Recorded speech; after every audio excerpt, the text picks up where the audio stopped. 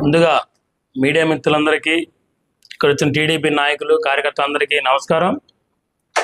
నిన్న చూసే ఉంటారు, మాజీ ఎమ్మెల్యే గారు నిన్న ఒకటి మా ఎమ్మెల్యే మీద ఏదో అవాకు సేవకులు మాట్లాడుకుంటా ఏదో అవినీతి గురించి మాట్లాడాడు. విడ్డూరంగా ఉంది ఆయన అవినీతి గురించి మాట్లాడుతుంటే. విషయం ఏంటంటే, ఈరోజు ఈ టైంలో కూడా వైసీపీ కార్యకర్తలు కానీ నాయకులు కానీ వాళ్ళందరూ ఎవరి పని వాళ్ళు చేసుకుంటా మరి స్థలాలు కూడా ఫ్లాట్లు వేసుకొని ఎవరు వాళ్ళ పని వాళ్ళు చేసుకుంటున్నారు.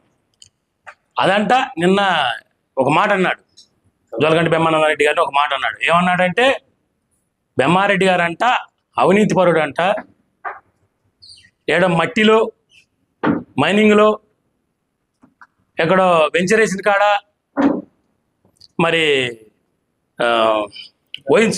వైన్స్లలో గ్రావులలో వాళ్ళ ఇళ్లలో కమిషన్ తీసుకున్నట్ట. అది ఇడ్డూరం కదా. ఈరోజు మార్చల్ ఎంత ప్రశాంతంగా ఉందంటే ఒక్క బెమ్మానందరెడ్డి గారు ఆయన వల్లే అయింది. ఈరోజు ప్రశాంతంగా ఉంది.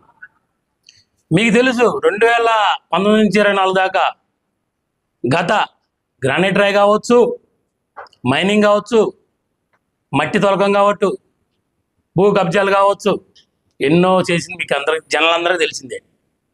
ఈరోజు మా బెమ్మారెడ్డి గారు సంక్షేమ అభివృద్ధి ఎంతో మార్చల్లో చేసుకుంటూ పోతుంటే మీకు అది నచ్చట్లేదేమో. ఈరోజు ఆయన ఎంత కష్టపడుతుండో జనాల మొత్తాన్ని తెలుసు, ప్రజల మొత్తాన్ని తెలుసు. మంచినీళ్ళు కొద లేకుండా చూడాలి, ఇంటింటికి కుళాయి తీసుకురావాలనే ఒక ఆలోచన. మార్చల్లో చుట్టుపక్కల మట్టి రోడ్డు ఉండకుండా సిమెంట్ రోడ్డు ఉండాలి, ఎక్కడ ఎవరికి ఇబ్బంది లేకుండా ఉండాలని చేయడం కూడా జనాలందరూ తెలిసిందే. ఈరోజు కొన్ని పథకాలు కూడా, ఎన్నో పథకాలు కూడా వైసీపీ కార్యకర్తలకి నాయకులకి అందరికి వెళ్ళకొచ్చాయి. అది మీరు గుర్తుపెట్టుకోవాలి. గత మీ ప్రభుత్వంలో టీడీపీ నాయకులున్నా టీడీపీ కార్యకర్తలున్నా వాళ్ళకి ఏ పథకం కూడా ఒక్కటి కూడా అందేది కాదు. ఈరోజు మొత్తానికి అందుతుంది. ఎక్కడ గొడవలు లేకుండా ఏ లేకుండా ప్రశాంతం జరుగుతుంటే ఈరోజు మీరు మాట్లాడటం అనేది ఇది కరెక్ట్ కాదు.